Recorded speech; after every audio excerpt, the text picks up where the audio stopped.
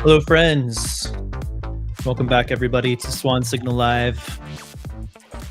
Here with my co-host John, along with Q and Alec from the Swan Private squad. Gentlemen, it's been, I'll just say, an historic week in this country.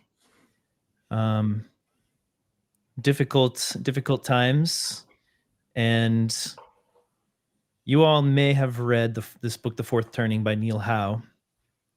And there was a co-author too. Strauss is his last name. I can't think of his first name right now.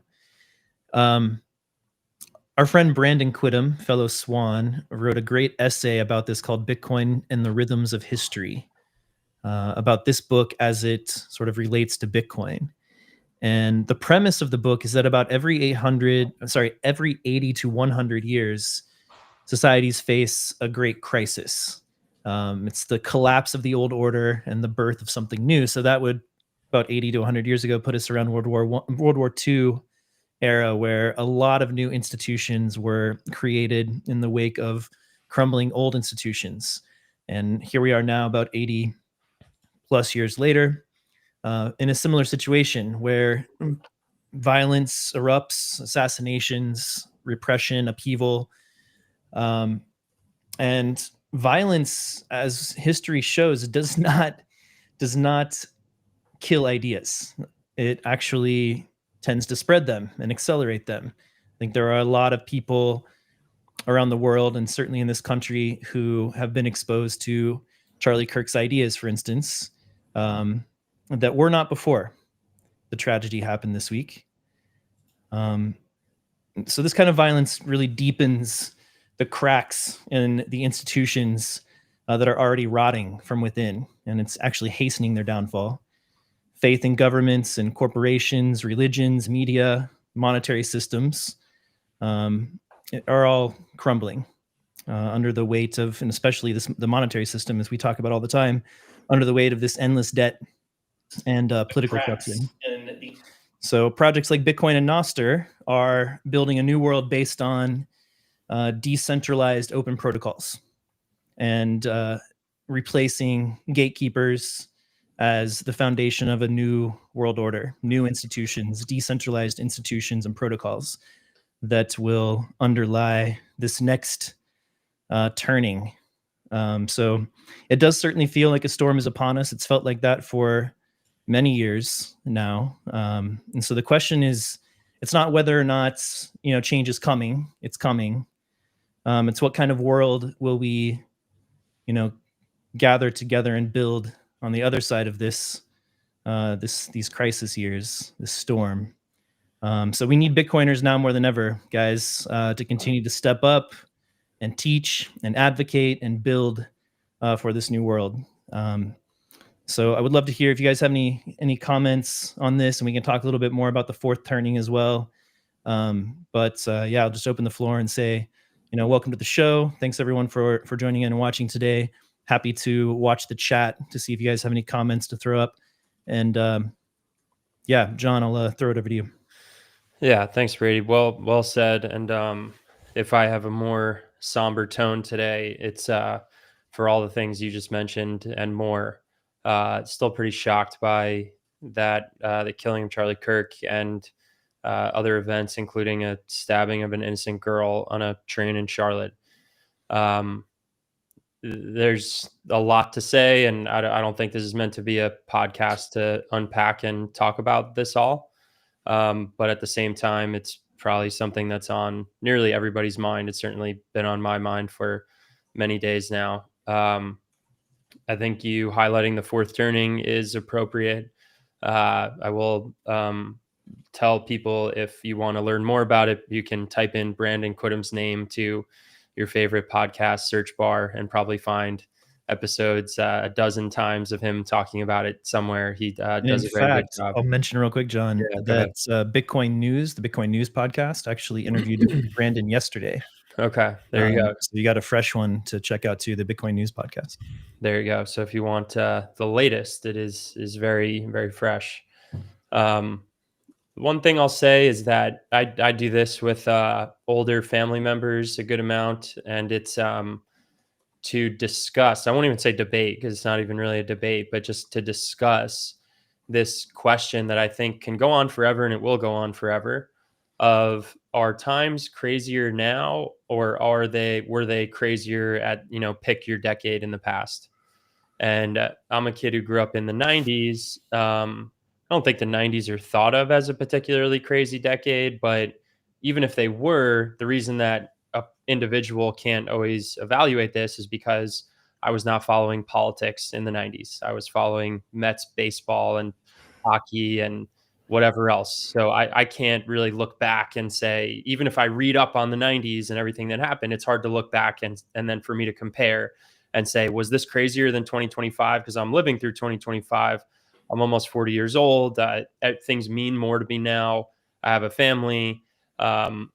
So you can't always compare as an individual. So a lot of times you have to talk to someone who's older and say, hey, do you think the 60s were more crazy than today? Do you think the 70s were more crazy than today?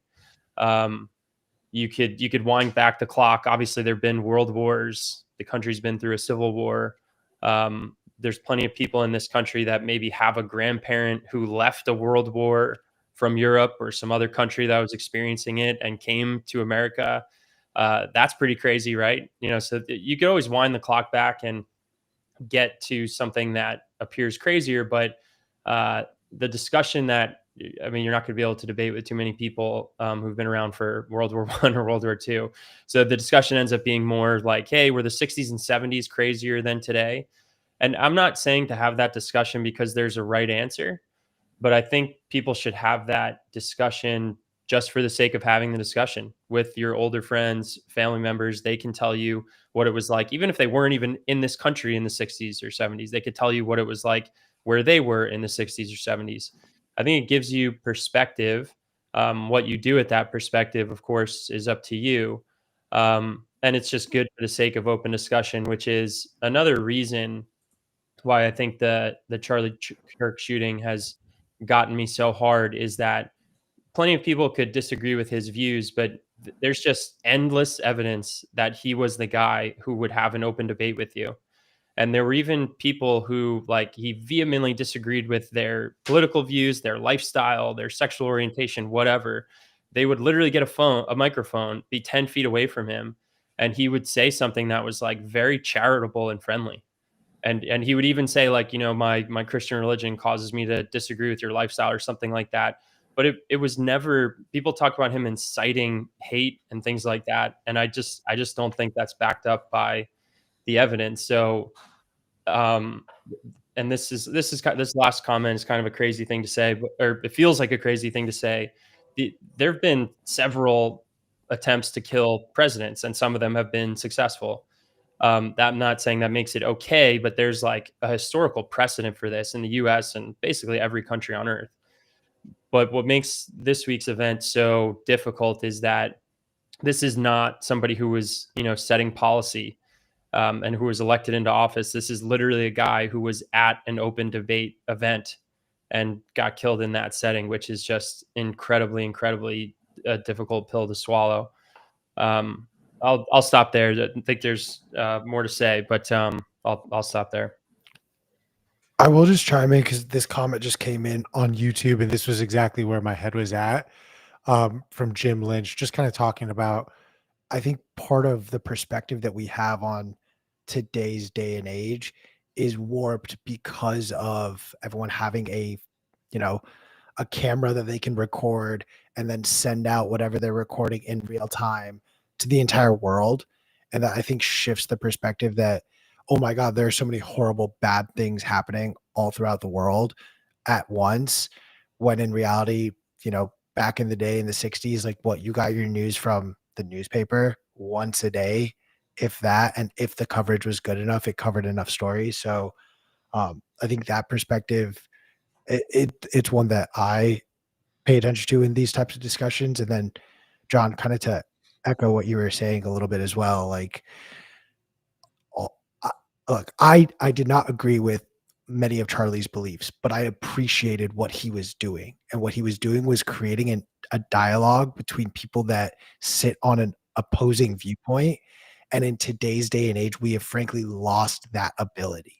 And I am so grateful that he did what he was doing. And frankly, I hope that more people become emboldened to continue what he was doing, maybe not in a public sphere, but just in their private lives. I think that is the most important thing. And that's what I hope we really like latch onto here. Beyond that, it is like I saw this commentary around it. Like, we had the attempted assassination of Trump. What was that, like a year and a half ago now? And then you have this happen with Charlie Kirk. We're getting to a very uncomfortable and tense place in our country that, in my lifetime, we weren't seeing anything of this magnitude. But then again, to point out Jim Lynch's comment, in the 60s, you had JFK assassinated, you had MLK Jr. assassinated, you have the war in Vietnam and protests going on about that on a regular basis. I'm not saying this time is better or worse, anything of the sort. I'm just saying in this cosm that we are right now, for us 90s babies, and then Brady at what year, a 70s, 80s baby, like, yeah, 79. For all of us, like, we've not experienced this in our lifetime for the most part. Like, to watch presidents openly getting shot at, to watch, public figures just getting gunned down in front of their family, just, for talking, for exercising their First Amendment right. I think we're losing the plot a little bit. I'll keep it short because you guys summed that up really well. I think the way I've thought about it is, a lot of the takes I've seen online, I would just hope that this, doesn't spread further hate and, blaming of one side or the other. The problem is much bigger than sides in politics. There's tragedies all across the world. So it's a human problem, and we have systems that we're working with that are failing people. And that's ultimately where I believe all this strife and anger and hatred comes from. Because if we had systems that allowed everyone to prosper, these types of events maybe they would still occur, but not as often. Right. So that's the only thing I would say is I encourage everybody not to increase the hate, blame one side or the other, have conversations, treat everyone as humans, and no matter what their beliefs are, that's what it is at the end of the day. And, we're here to talk about what's going to help us rebuild new systems, right? Yeah, well said, man. And I think that, if you have a disagreement with somebody about their ideas, even if you think their ideas are hateful in themselves, what do you want in a society when you have the collision of ideas, directly opposing ideas, and you think that one idea is hateful, the other side might think your idea is hateful? Well, what do you want? You want someone who will sit down and engage with you in good faith and discuss calmly, rationally your ideas, and do so respecting you as a person, even though they may fundamentally disagree with the way you live your life or how you identify, or and I had never seen anything from Charlie Kirk. I recognized his face. I couldn't have put the name to the face if I had just seen his face. But I have now watched some of his events, and from what I've seen, he was doing just that, engaging in good faith, even with people who disagreed with his ideas, and not demeaning them as humans because they had an opposing idea. That's the kind of engagement that you want to have in a society where we are blessed with free speech, or at least theoretically blessed with free speech, and in practice quite a bit, actually, compared to a lot of the rest of the world. So this idea of the fourth turning, I do encourage everyone to take a look at this book. I will share real quick Brandon's piece, if I can find the right one to show here. Yeah. Let's see. Let me flip this. Yeah. So Bitcoin and the Rhythms of History at brandonquidham.com. Just search his name, and he's taken the ideas from this book, and I'll summarize them just a little bit more after this, but he's sort of applied them to a Bitcoin lens as well. So I definitely recommend this. There are podcasts of him talking about this idea as well, but this is a great kind of overview of the book itself, 50-minute read. I think Guy Swan has put it on his Bitcoin Audible podcast. If you're a person who likes to listen rather than read, you can check that out. So the fourth turning basically says there's these four turnings, these four events or sections. They call it a saeculum, which is roughly a human lifetime, 80 to 100 years. And they say that the cycle goes like this. And the first turning is a period of strengthening institutions. This is after the crisis, and declining individualism, followed by a societal crisis. That's the whole idea, right? So, and during this period, society tends to focus on community, conformity, and collective progress, with optimism and unity prevailing. The second turning is an awakening. It's characterized by spiritual and cultural upheaval, where individualism rises and institutions are challenged. There's a focus on personal authenticity, inner exploration, and rebellion against the conformity of the previous cycle, the previous high, the first turning. The third turning is the unraveling. Institutions weaken further as individualism triumphs, leading to cynicism, fragmentation, and culture of excess.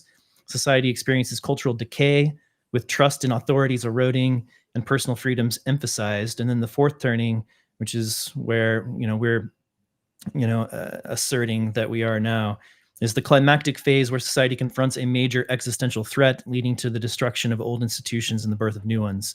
Time of peril, mobilization, transformation, often involving war, economic collapse, or revolution. Historical examples include the Great Depression and World War II, the American Revolution, and the Civil War. So the authors predict that America's fourth turning is going to happen right about now. They predicted in the book between 2005 and 2025. So that 20-year period.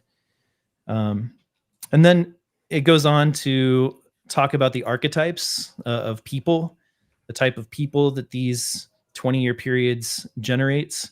So in the first turning, you have prophets, idealists, visionary and principled. They lead awakenings and provide moral guidance in crises. The nomad is in the second period, pragmatic and individualistic. They endure unravelings and fight in crises. The hero in the third turning, term-oriented and energetic. They build during highs and sacrifice in crises. And then finally, the artist, the sensitive and compromising. They support during awakenings and manage during highs. So these are the different types of people that these turnings produce. So interesting book. You can check it out. Maybe we can learn from the rhythms of history. And you can read in Brandon's essay about how Bitcoin fits into this fourth turning period that we're in now. Okay. Any other thoughts on fourth turning, gentlemen? Otherwise, we can proceed with some of the other Bitcoin and macro related news of the week. Probably good to pivot to that. Okay. All right, cool. Let's take a look at, well, first of all, we'll just start with this one. This is kind of a quick one, but it's a good chart for the macro scene. This is China seeking safety in bullion. This is their rising gold holdings, piling on the dollar's failing hegemony.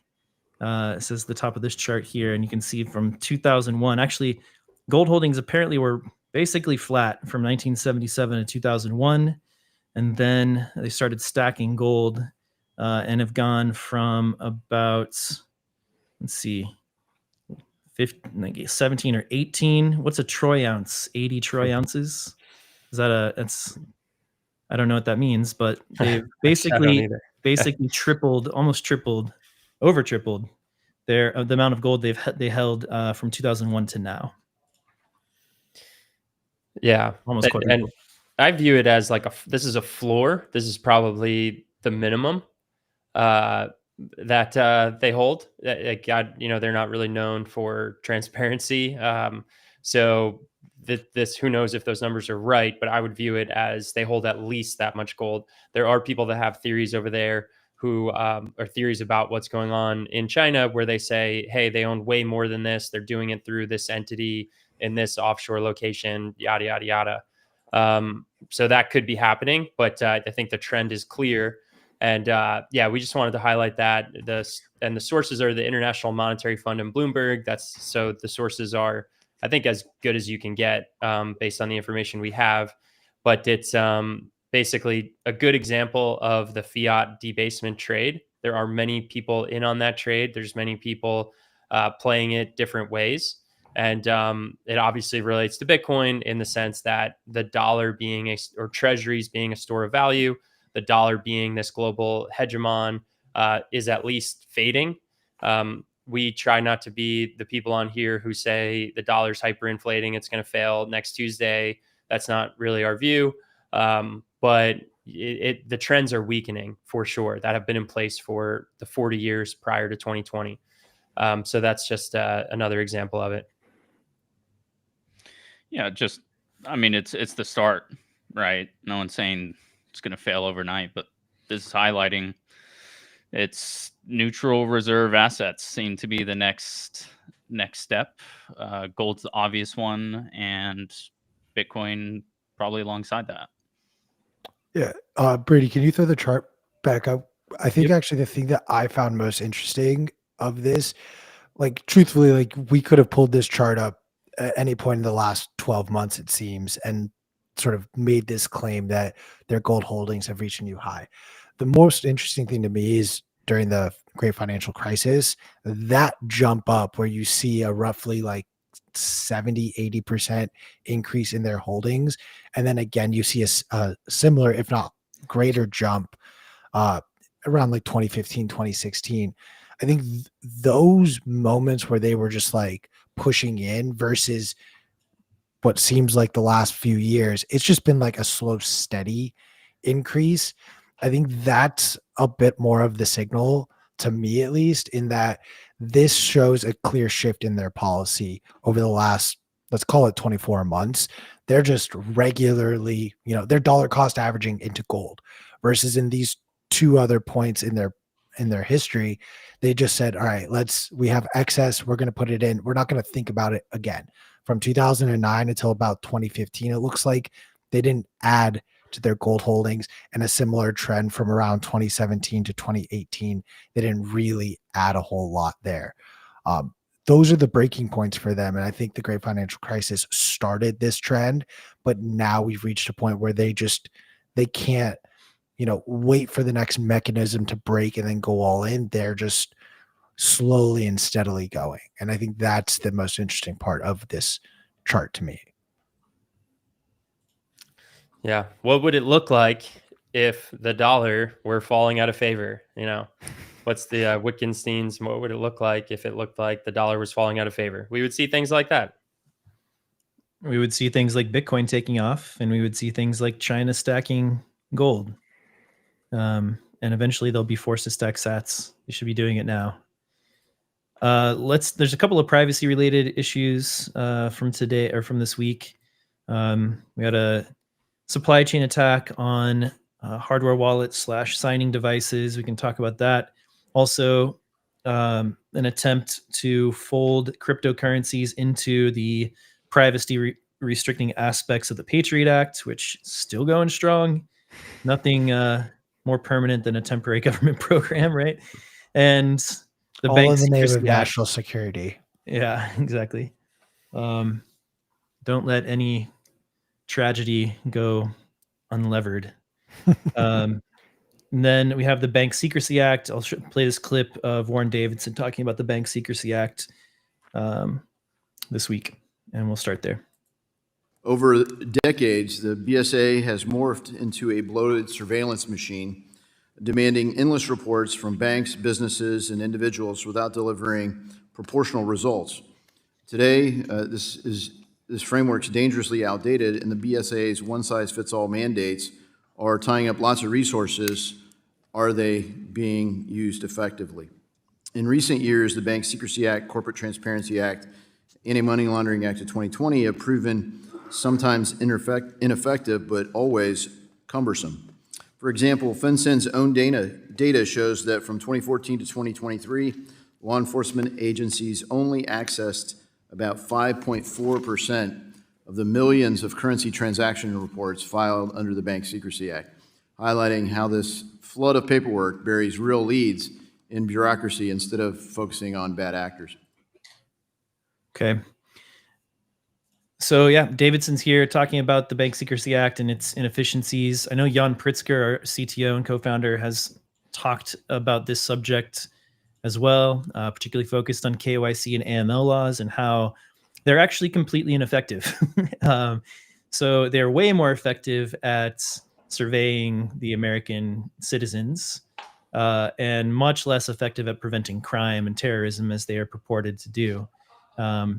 And as he stated there, only 5.4% of the reports that have been generated by the Bank Secrecy Act, basically where did this money come from, kind of stuff, have been used by law enforcement. There are better ways that we could go about doing this, including getting warrants for such information. Would be a good returning to that would probably be a good idea. So it's great to see this kind of commentary happen in a hearing on Capitol Hill. Not confident that we'll see any serious reform here, and we'll take a look at that Patriot Act piece here in a minute, which really makes me is the reason for my doubt there. Not the only reason, obviously, but anything here on the Bank Secrecy Act, guys, KYC, AML, and reporting all of the source of income, stuff like that, which we deal with all the time.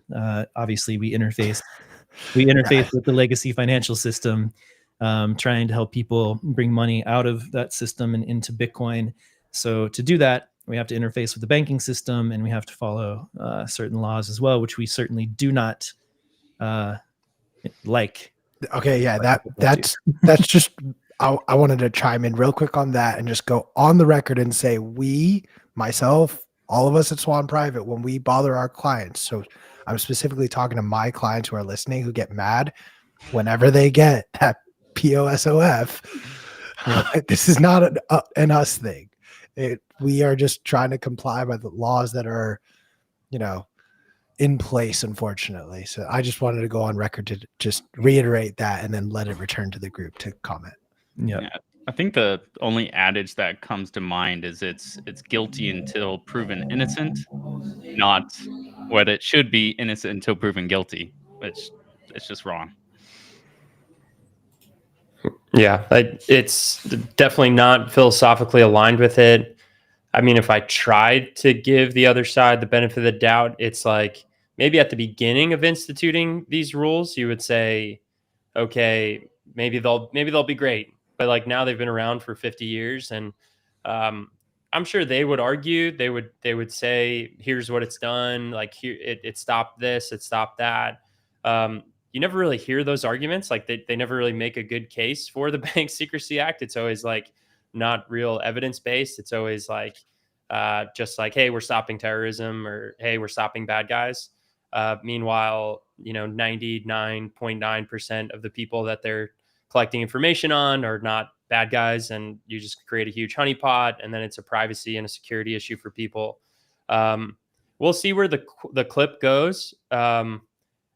Who knows, right? It could be some guy just like floating a trial balloon and maybe putting it somewhere, and it doesn't get traction with enough politicians.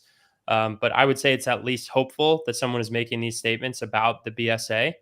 I believe it's the BSA that had the $10,000 limit, where it was like any cash transaction of $10,000 over $10,000 has to be like reported and documented and all this stuff.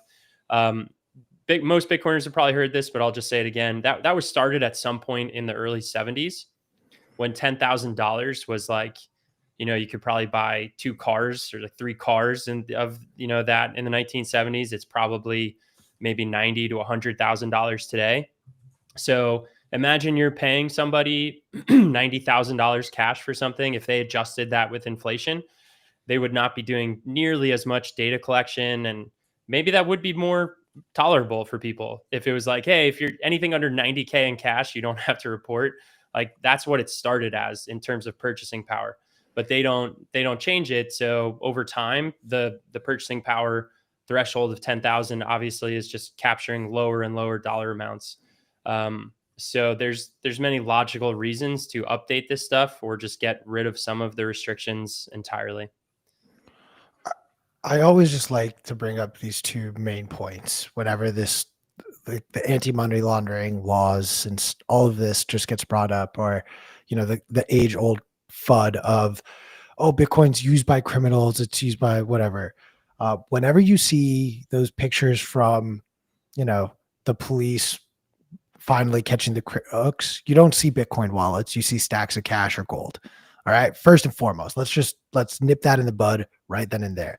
But also, and I will never stop laughing about this, everyone, I'm talking about you, Elizabeth Warren, who I know watches Swan Signal live every week. So I'm talking directly to you, Miss Warren.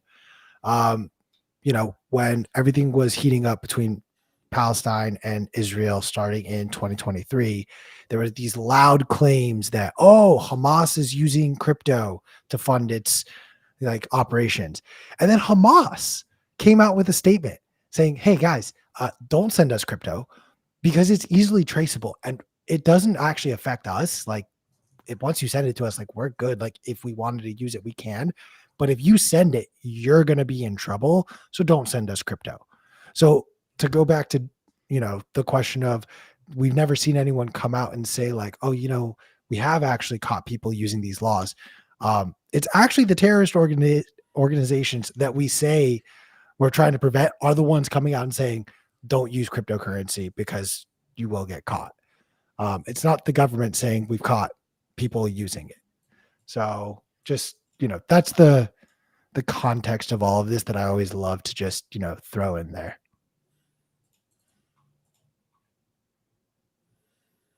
You're muted, Alec. Oh, I just said that's interesting. I wasn't aware of that. So Grok says, I asked Grok if the BSA was effective at stopping crime and was it effective at surveilling American citizens? And Grok says there's limited measurable impact, kind of following what Warren Davidson said. High volume, low utility. So the millions of reports overwhelm agents, obscuring genuine threats and reducing overall effectiveness. Let's see. And then resource drain without proportional gains.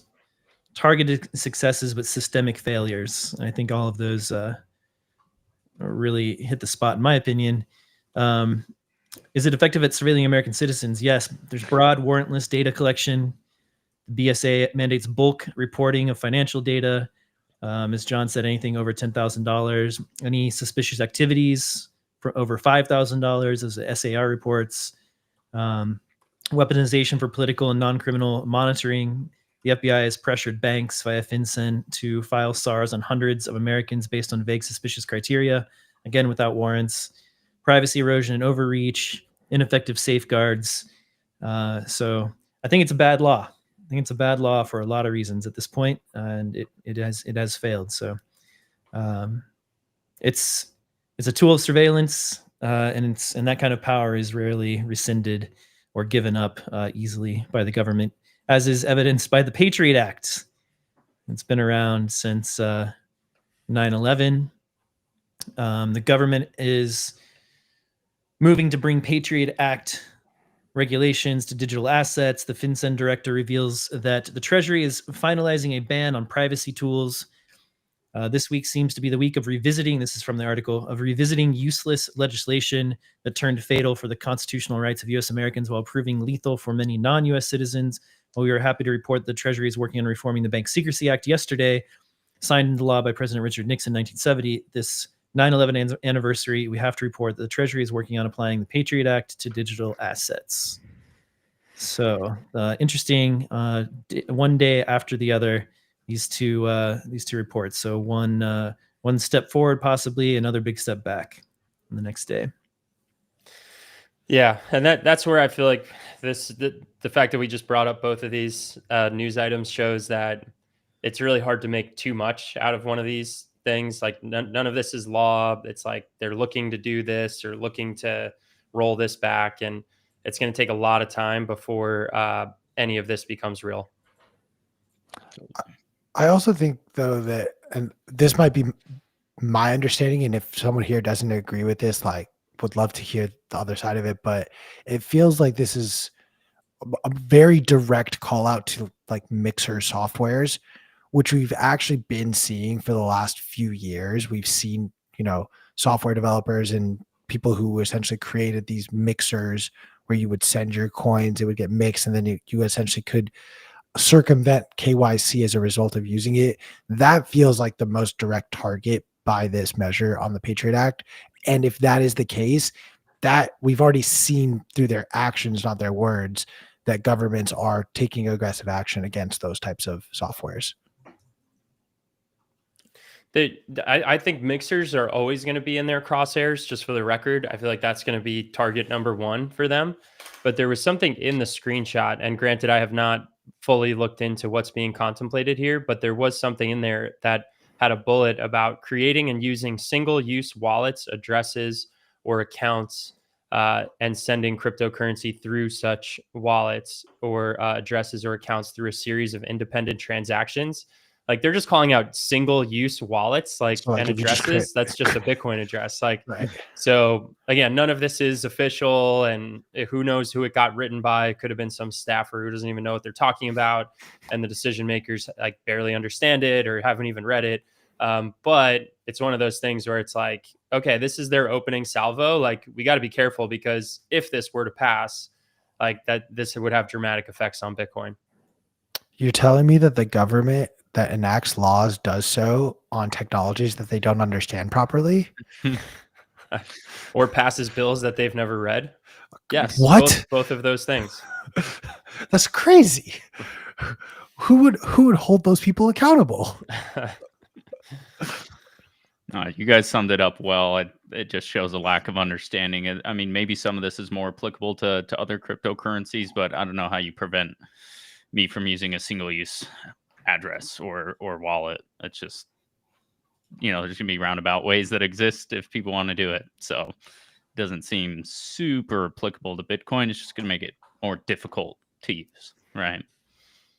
And hopefully they realize that, and they say this is a losing game, because they don't just have full unilateral control to implement any law that they want, right? Yeah. There are some restrictions on these people. So that's a good point, Alec. So the Samurai issue comes to mind.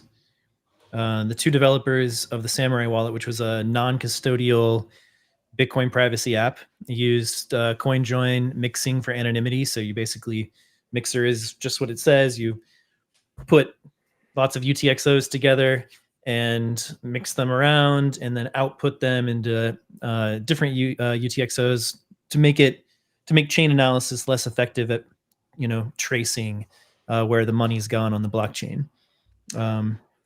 And the DOJ alleged that it enabled $100 million plus in laundered funds from crimes like dark web sales and hacks, and facilitated over $2 billion in transactions without AML KYC.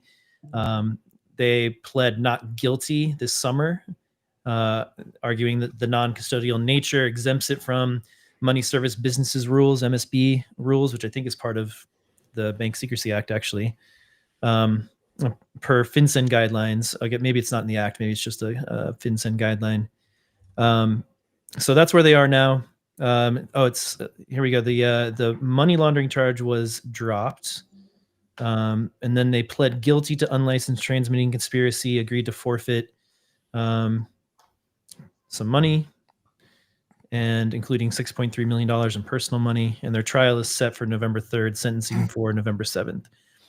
So this is just an example, I think probably the most high profile example recently of the government going after privacy tools, Bitcoin privacy tools. All right. Let's hit this supply chain attack real quick. So this week, a large-scale supply chain attack that was targeting NPM, which is the repository management for code, like open source code. And there are many, thousands, millions of open source libraries, this code, the bits of code that are used in larger applications, like a puzzle piece kind of, and they plug in so that, the coders don't have to kind of reinvent the wheel. And they've got a great, thing that they can plug in here to accomplish this, create this feature or this service, right? And that's system of maintaining all of those libraries, those bits of code, was compromised. The account of a reputable developer, so there's just one account that was compromised and affected code packages that have already been downloaded over 1 billion times. So these dependencies, they're called, these apps have dependencies on this open source code. And so these apps will automatically download all of these dependencies behind the scenes and incorporate them into the app. So that means there's, millions of apps out there that use, tens of thousands, whatever it is, hundreds of thousands of these pieces of code, and those automatically get downloaded anytime an app that uses those open source pieces of code is used. So we're all have downloaded this, pieces of these npm libraries, all the time as we're updating apps. So it puts the entire JavaScript ecosystem maybe at risk. And so effectively, if you're using, if you have a hardware wallet, you should use a hardware wallet, right? To store and move your funds. If you have a hardware wallet, you can check the addresses on the device itself. And the code, the malicious code, is not on the hardware device, it's on your computer. That's why we use the hardware devices, the signing devices, so that malicious code is separated from the actual device itself, right? So you can confirm the addresses on your device. What will happen with this code, basically, if you're just using a software wallet on your laptop, they can switch out addresses without you even noticing, and therefore send your Bitcoin to a different address when you think you're sending it to one address, to another one of your addresses or whomever. So hardware wallets will protect you from this compromise. I would stay away for a while from using software wallets on your laptops for now. This will be patched. So I think one thing to know, sorry to cut you off, John. I did post for you, Brady. Charles came out with another post, kind of an update saying the attack fortunately has failed with almost no victims. I think there was great. I hadn't seen that. Apparently, it was pretty easily detectable. So a lot of folks have been able to identify, and essentially most of it was code targeted web crypto activity, hooking into Ethereum and Solana and other chains to hijack transactions, essentially what you covered. But sounds like Bitcoin was a more difficult target for them, and it was pretty easy to identify when this exploit, or what you would call it, was used. So that's good news. Okay, cool. Yeah, I had not seen that follow-up, so that's great. Yeah. Awesome. What Alec was going to say is definitely more important than what I was going to say. But yeah, no, this is PSA for using hardware wallets. Always trust what's on the screen of your hardware wallet over anything that's on the screen of your software computer interface that you're using. We generally believe Bitcoin-only hardware wallets are going to be incrementally better than a wallet that has support for a whole bunch of other tokens. And you can see there were a bunch of, whether it's Blockstream Jade or other companies came out and said, hey, they came out pretty quickly and they were like, hey, our device is unaffected by this. So I think it was a pretty good PR job response by different companies out there. Also, if you're a long-term holder and you see something like this, the best thing to do is not send a transaction, right? Like that's a good security measure right there. If you're worried that for some reason the software or the hardware you're using is compromised, the best thing to do is wait. Yeah, I would just kind of echo all of this. I had a client actually reach out to me about this, sending this tweet, essentially worried that their Bitcoin wasn't safe, and I had to walk them through this is a wallet issue. If your biggest concern is that you might be compromised, the best thing actually to do right now is, to John's point, let's not send any Bitcoin around for a second while this gets sorted. And then sure enough, everything is all good. I think the bigger point that I kind of want to make on this is, we're going to see more of these types of malicious attacks across the crypto space. The higher prices go, because the incentive is going to be there for these scammers and hackers to try to steal Bitcoin. And I'm more worried about Bitcoin because that's all I've got. So that's just, I think, a gentle reminder to stay vigilant and stay aware of what's going on out there. Yep. Real time PSA, Brady, real quick is here we go.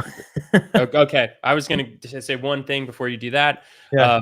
There's a Blockstream email. Jimmy Song posted this like today. There's a Blockstream email saying, "Hey, there's a firmware update available. Download this version." Don't ever do that. Just don't ever trust these emails claiming to be your hardware wallet provider, claiming to be Swan, claiming to be Coinbase, claiming to be Google. Don't ever trust it. Assume it's a scam until proven otherwise. Yeah, what we like to say is if you have any questions, just write in with an approved like business contact form or an email address with the business's domain name, or call the business to confirm if you have any doubts, whether any communication. But in general, Swan's not going to proactively send information asking for your account information, or send emails or communications asking for your account information. Not going to happen. If you ever have any doubt, just call us, write into our client support team, etc. Contact your rep. So we do have a collaborative self-custody solution that gives you 2 hardware signing devices. And then you have a third key that is maintained by Swan, connected to your Swan account, that you can use to sign transactions. So you have 2 hardware devices, you put them in 2 different locations, geographically separated locations. And if you want to send transactions, you can get one of your hardware wallets and use your cloud key on your Swan account to authorize transactions with 2 of the keys. 2 out of 3 keys are required. And you always want to keep those 2 hardware wallets separated. However, if anything ever happens to Swan, you always have the 2 hardware devices, so you're always in complete control of your money. This is a nice way to get into self-custody. You get a nice multi-signature setup, so it's not relying on just one key or one hardware device. And you also have Swan to kind of back you up, help with the setup, make sure everything's operating smoothly. And if you ever have any issues, you can contact our support team or your Swan Private rep. So I think it's a really good way to do self-custody. I use it. You maintain full control of your Bitcoin, but you have the peace of mind of having Swan there to help you out. We use Blockstream Jades, and you can see here how it actually works. You've got to have 2 out of the 3 keys to broadcast a transaction. We put a 72-hour security hold on it, so it actually doesn't go out for 3 days. You can override that by using your two keys together if you need to do it faster. But when you use the Swan key, you get an extra layer of protection, with your cloud key, you get an extra layer of protection with this 72-hour hold. So it's a pretty great deal to protect your money. So if you have a serious amount of your wealth in Bitcoin, it's certainly worth the price, in my opinion, to set up a Swan Vault. So you can contact us about that. We'd be happy to help you get that all set up and get you some self-custody.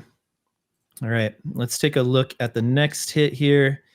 We have Tether dropping a new coin, USAT, a new stable coin. USDT is the coin that they launched many years ago. They were, I think, the first stablecoin provider. And now they are launching USAT, which is an American regulated stablecoin. I think that means that if you're using Tether in the United States, you'll need to use the USAT Tether, or at least they'll try to make that happen.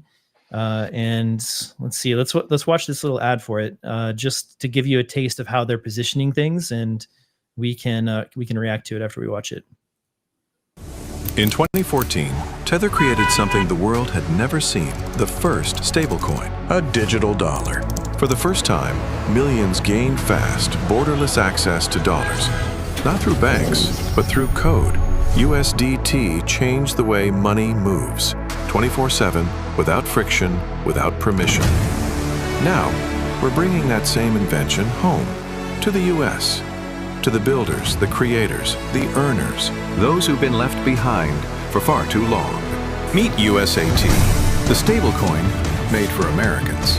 fast, stable, and backed one-to-one with liquid and stable reserves. Because Tether didn't just invent stablecoins. We built a system to put dollars in your hands, instantly, and in your control. Tether, powering dollars for the next generation. USAT. All right.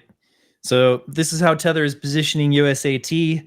It's kind of a patriotic angle here, and also focused on the younger demographic as the new way to deal with dollars. So here we are. Is this effectively, John? Is this effectively a CBDC in your opinion? Oh yeah, that's debated within the Bitcoin community. I would say a stable coin with like it's going to be centralized by definition, and if that centralized entity is willing to take action at the behest of a government, or even if they signal that they're not willing to, but they can, right? Like they might change their mind a day from now, a year from now. I would almost compare it to kind of like the existing system. The existing system, if the government wants JP Morgan to like stop payments or do something like that, they can't just like press a button and make it happen. So if we had like a true CBDC where the government is the issuer of the token and they control it, it's like, instant. They would be able to just stop a payment, freeze somebody, eliminate them from the system. In the current system, it's still like walled gardens, and the government gets to ultimately decide what happens. But there are more frictions in place. Like they're supposed to go through the legal system. There's courts. There's supposed to be appeals and things like that. So that's kind of what I view the stable coins as, like more akin to the existing system.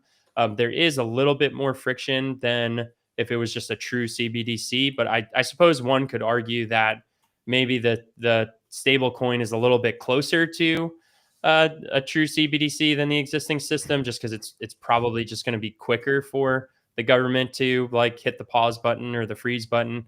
That's kind of where I come down on it. It kind of ties back to the Bank Secrecy Act and Patriot Act stuff, right? Because what does a stable coin give us on top of the existing dollar, right? This one's US based. Like stable coins have helped spread the dollar globally, but this one's focused just for the United States. So cross that one out. Two would be speed. Yeah, it's going to be nicer to be able to move dollars faster than ACH and wire transfers are a pain. If you've done those, everybody knows, nobody likes it. So, there is a benefit to users from that standpoint, but there's also the programmability aspect. And that's where I think some of these rules from the Bank Secrecy Act can literally be programmed, forced to be programmed right into that. So that's the one side of it where it's a big question mark, is how far do they push some of the rules and programming onto this digital dollar. We'll have to wait and see what comes out of that.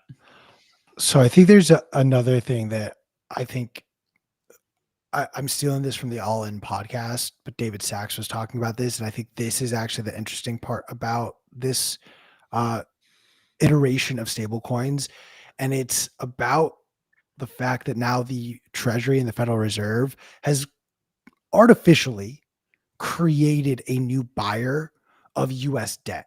And going back to that chart that we saw with China's gold holdings, as well as just the general sentiment globally for US debt by foreign nations, that demand has diminished over the last 5 years in particular, in a way that the US Treasury and the US dollar is not ready to handle.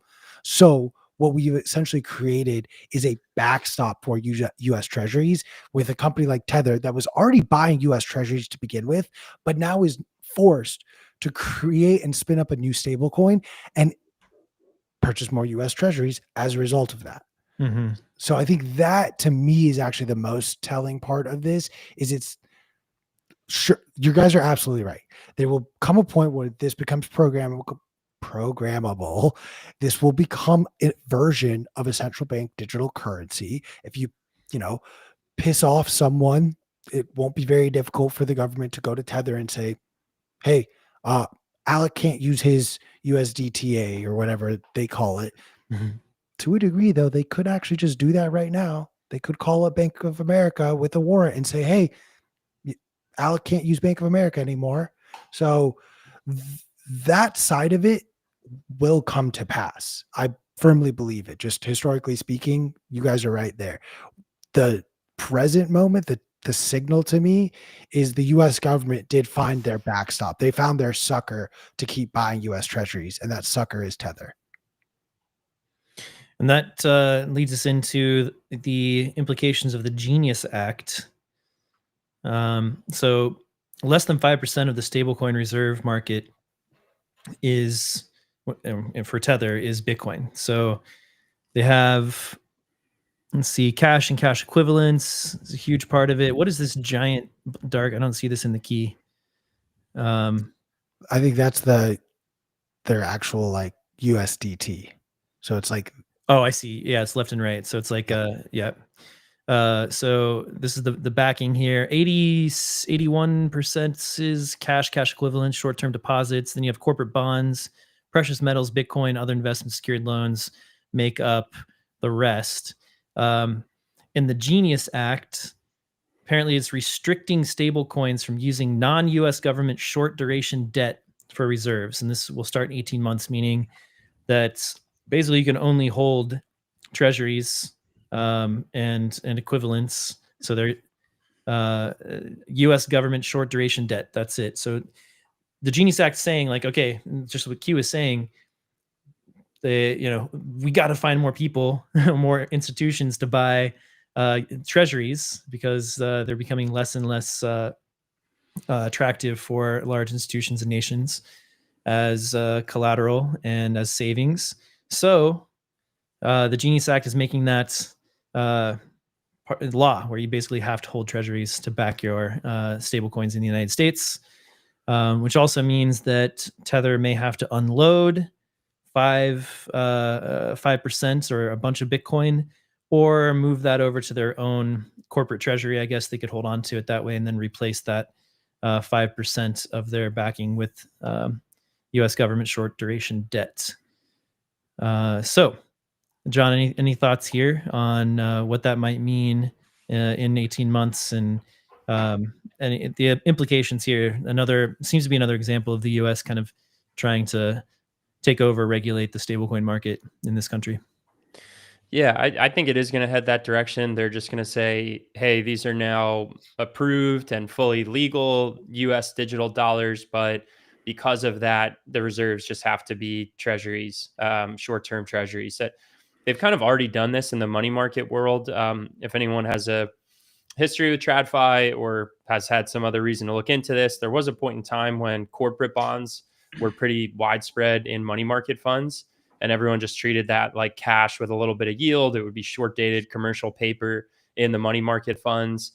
But there was like periods of instability and there were periods of risk that there would be defaults, and oh my gosh, this thing that people just treated as money good is now going to, take a haircut or take a loss. And then you get financial crises and panic and all this kind of stuff.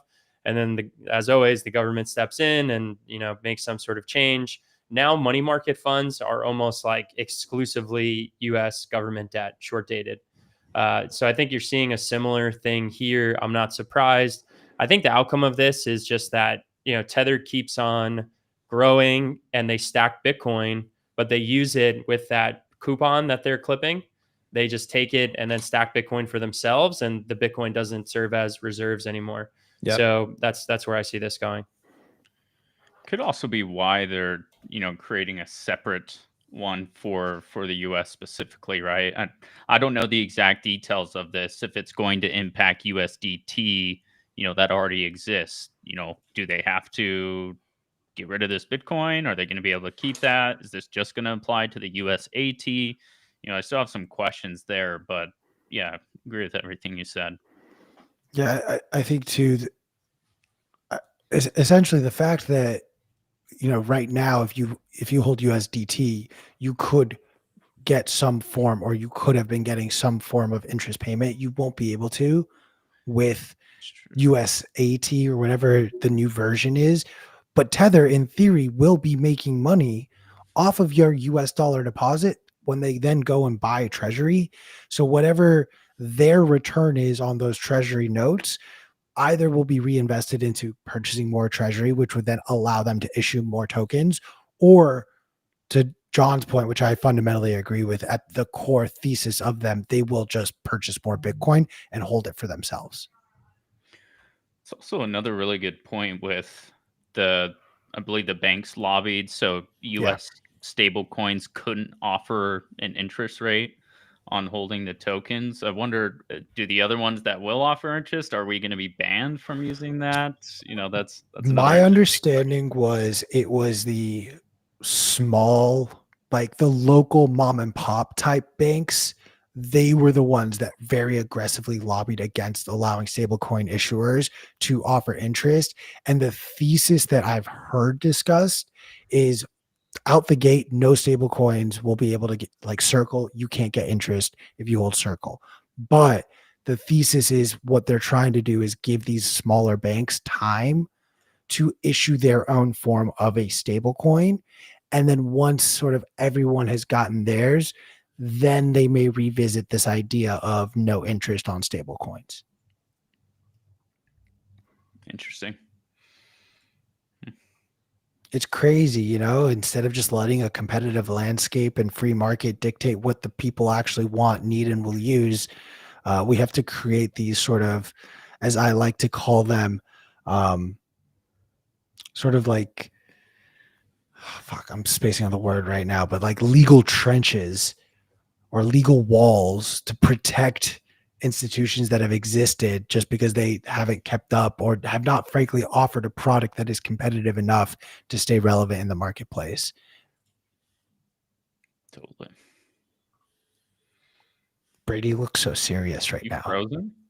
He might be frozen. I was either he's frozen because he's so serious and like still. Very stoic looking there. He's really upset with me about my takes right now. Still frozen, Brady. I could do some quick hits while Brady is maybe coming back. I don't think we hit on the fact that Brady, are you? Brady. Apparently, he's able to change the screen here, and that is literally where I was going to go. So we were on the show last Friday. MicroStrategy was going to get the announcement after the market close of whether they get into the S&P 500. They did not get in. For anyone just following along here, S&P 500. It is roughly 500 companies. They have some guidelines of what gets a company in. You have to meet certain criteria, but then it's not just purely formulaic. There's a committee that decides if you get in or not. 3 other companies got in, not MicroStrategy. I think the next one is in December, the next chance that they might get into the S&P 500. So that's just a quick hit there. Also wanted to talk about just kind of macro economy wise. For the second year in a row, there was a big BLS revision that basically said 900,000 fewer jobs were created between April 24 and March of 2025. This is a huge reminder. Anytime you see jobs data, it's portrayed as, oh, they must just be counting the number of jobs that were created in this particular time, right? This is an objective exercise. I wish it were like that. It is not like that. They do some counting of jobs that are visible, but for the most part, they do a lot of assumptions that go into this. They try to interpret and extrapolate what might have been created. There's this one thing called the birth death factor, if you want to look into it. But as you can see here, they over time, it ends up being revealed that they got the numbers quite wrong. So that has come out. This could be one of those things where bad economic news ends up being good for asset prices. I kind of hate that conceptually, but that's the world we live in.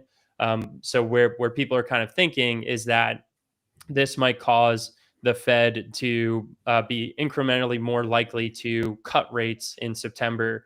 I think it's next week. So that's where the market kind of is. Maybe Bitcoin's responding to that a little bit. It's at 116 K 500 right now. And then also Besant was kind of on TV earlier this week talking about these revisions. And he did have kind of the message of saying, hey, the economy we inherited was not so good. And so that was a big story this week that we wanted to highlight. Otherwise, I will also point out that Gemini is now a publicly traded company. That's another Bitcoin and unfortunately crypto related stock. But the number of, at least they do some Bitcoin related activities, the number of Bitcoin and crypto related companies in the public markets is growing. I think the positive interpretation is that these are interests that will defend Bitcoin to a certain extent. I don't think they're fully aligned with the Bitcoin community by any means. They're going to confuse people with crypto marketing and nonsense and things like that, but it's not all bad. I think having companies that serve the Bitcoin community being public is at least partially a good thing. I do think I want to go back really quickly to the MicroStrategy inclusion. I would love to bet either of you or anyone. I'm not going to eat a shoe pee, but like, a simple water bet, like loser of the bet gets a bucket of water poured on them. I will take the side that MicroStrategy does not get included in December.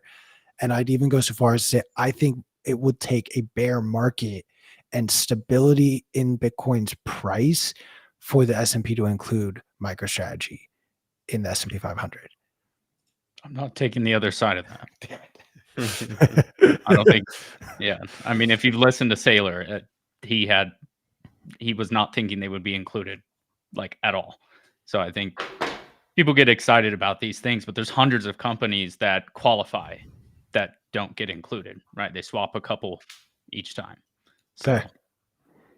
John. Yeah, maybe I should have said, you guys saying Saylor just reminded me. I'll just say earlier at the start of this week, I was at a conference. There's an investment bank in New York that Saylor did a keynote speech at. It was just him speaking and doing slides. So I got to see the man in action. Someone out there on Twitter said that the latest presentation was pitching MicroStrategy as more of a Bitcoin capital markets play. And this is kind of an interesting one because, I mean, if you follow the STR, FCKD instruments, he's kind of been doing this, but it's getting, more, it's getting pitched different ways. And we keep coming up with analogies of what MicroStrategy is doing. But he had a really good presentation that just kind of said what each instrument is, what investor market it's going after, what is the yield of this MicroStrategy instrument, what's the Bitcoin coverage of this instrument, and what's the yield of the comparable security. And I think we're in the early innings of this. I don't think institutional investors are all going to switch over from corporate bonds to, these MicroStrategy securities overnight. But over time, I think people are going to look at them and say, hey, based on the kind of security and asset coverage that these instruments have, where they sit in the capital structure, what's the yield, what's the comparable yield I can get elsewhere, I think you are going to see institutional capital shift into these instruments. And the more that institutional capital shifts in, the more that they can issue, and the more that more Bitcoin they can buy. If Bitcoin keeps going up, the more they can issue. It kind of is a self-reinforcing flywheel. I don't think it goes in the same direction forever unless Bitcoin's price goes up forever, which obviously is not going to be the case. There will be ups and downs. But this is going to be a trend that I think we're going to see for a long, long time of MicroStrategy getting a larger market cap, more Bitcoin, larger Bitcoin value, more financial instruments issued, and so on and so on and so on. So yeah, thank you guys for bringing up Saylor. I wanted to mention that. Totally. We had Brady back for a second. We may have lost him. I am the captain now. I'm the captain now. We're already over an hour and 10 minutes here. Brady, if you're back, you may have come in, but you kind of look frozen or choppy here. Yeah, we may not get anything from Brady. The software bug that I sent to Brady, he clearly clicked the malicious link. He fell for it. So, all right, guys, we're going to wrap it there. Brady did the shout out for Swan Private. So we kind of covered that. We covered the PSA of do not click malicious links, even if it looks like Q is emailing you with a non-suspicious link. And last thing I will say, if you're looking for some listening over the weekend, Lynn Alden joined the podcast Impact Theory with the host who's named Tom Bilyeu. which I think is cool for a couple of reasons. One, it is Lynn, who I really never tire of hearing her speak. I think she's one of the best communicators and analysts out there. And I think it's also cool that she went on this show, which is not at all a Bitcoin show. This guy has, a big following, which is awesome, but it's not a Bitcoin show. So her getting out the message of broken money and Bitcoin being a solve for it, I think is really cool. So check that one out if you're looking for something this weekend. And I'll turn it to you guys. Anything you want to close with? Keep stacking sats. I think we got some exciting months ahead. That's it. Same message as always. And for my degenerates, it was only week 1. We'll turn around. It's a long fantasy football season. So we did not. We should do that though, John. Okay, BTC and DC. There's always something. We're approaching quickly. In my head, months ago, I was like, September 30th. That's so far away. It's no longer far away. September 30th and October 1st. This is BTC and DC. It's going to be a very cool conference. No disrespect for the really large conferences that are out there. They're cool in their own right. This is going to be a smaller conference with a lot of signal, really good speakers. You'll probably get to chat it up with the speakers. You'll run into the same attendees, get to have really good conversations. So would highly recommend if you can get to Washington, D.C., September 30th and October 1st are the 2 dates of that conference. Check out the speakers if you want to see, but it's going to be Saylor and a bunch of other people speaking there, as well as some potential, lawmakers in the Bitcoin space. And then lastly, the show is brought to you by Mara, world's largest publicly traded Bitcoin miner, keeping the Bitcoin network secure. And I think we will wrap it there. So thank you, everybody, for joining. Touch grass is probably an important message to end on here, given the events of this week. And thanks again. We'll see you guys next week. Bye, everybody.